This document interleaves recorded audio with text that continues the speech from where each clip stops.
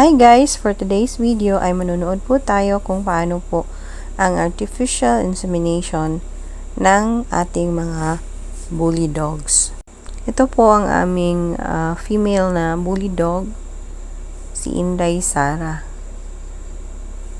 Siya po ay 9 days na, galing lang siya ay mag-menstruate. Kaya fertile na po ngayong araw na to. So kailangan namin ang artificial insemination.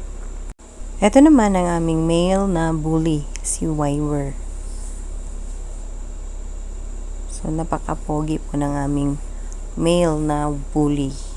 Wala naman pong masyadong preparation para sa mga male bullies kapag kukuhanan na po sila ng semen. As long as healthy lang po ang ating alaga, pwede na po siyang kuhanan. By the way guys, gagamit po tayo ng gloves sa pagkuha ng semen.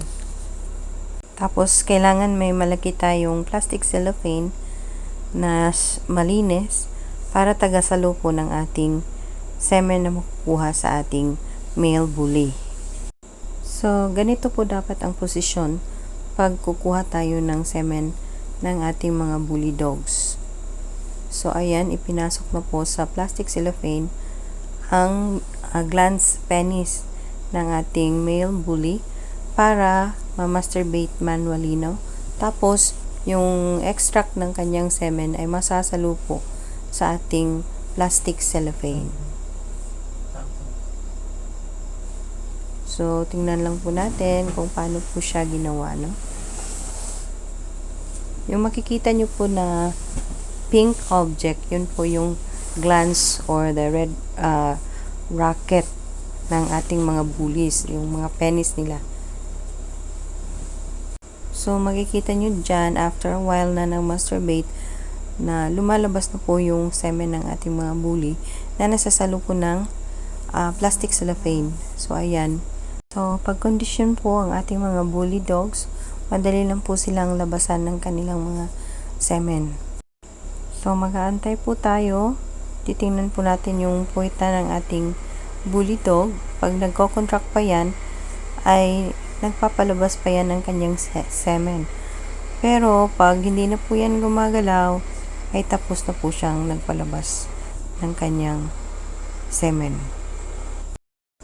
While doing the process po ng semen extraction, pwede nyo po nating masahihin yung likuran sa may bandang puwet ng ating aso. So, ganyan po.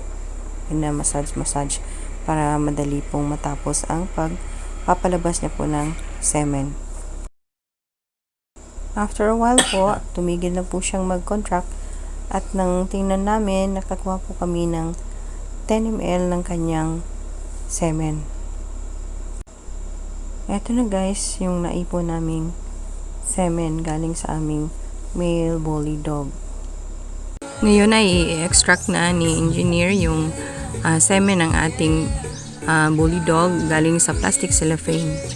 So, gagamitan na yan ng syringe with artificial inseminator na rod. So, yan. Hihigupin na ng syringe ang semen galing sa plastic cellophane para maipon at ma-inject po natin sa ating female bully dog. Sa prosesong ito, kailangan po natin ng artificial insemination rod. Nabili po namin ito sa Shopee. Tapos, kailangan natin ng syringe tsaka gloves para po maayos po pagka-perform. Sterile din ang ating ilalagay na para makagawa kami ng artificial insemination kay Inday Sara. So, ayan, ready na po ang pang AI natin sa ating female bully dog.